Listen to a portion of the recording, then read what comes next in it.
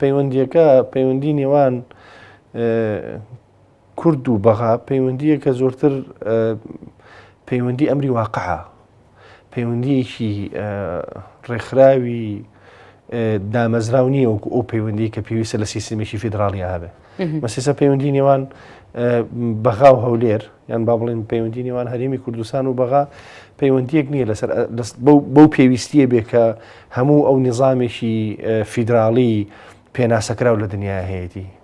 مۆزوعەکە مۆزوعی ئەمری واقع زیاتر، یعنی پەیوەندی نێوان هەرێم و بەغا لەو پەیوەندی کە نوێنەرایەتیەکە نوێنەرایەتیشی نەتەوەیی بێ و قسەکە لەسەر مۆزوعی مافەکانی کورد بێ بە شێوەیەکی گشتی و جێبەجێکردنی ئەو مادانە بێ لە دەستوری عێراقیە کە پەیوەندی بە مافەکانی کوردەوە هەیە. ئەمە وردەوردە بەرەو جۆرێک لە سیستەمێکی مستەقر بەڕێ لەم پەیوەندی نێوان ئەم دوو پێکاتەیە لە نظامی حکومە لە عێراقی. پەیوەندیەکە وانە بچە ئاستی داواکاری و مەتالیبەکانی ئێمە زۆر داوەزیوە. ئێستا ئێمە ئاستی داواکاریەکانمان داوەزیوە بۆ پارەی گەنمی جوتیاران ئەیرێ نایرێ، دەرمانە نێرن ناینێرن، مەسەلەن بۆ هەندێک شتی تری لە بابەتی ئەوەی کە بە بەردەوامی فشار هەیە لەسەر ئێستحقاقاتەکانی کورد لە بەغا، هەر لە پارەی حرس حدود و جنسیە و پاسپۆرت و کێشەی مەسەلەن تەیەران و ئەوەی کە ئێمە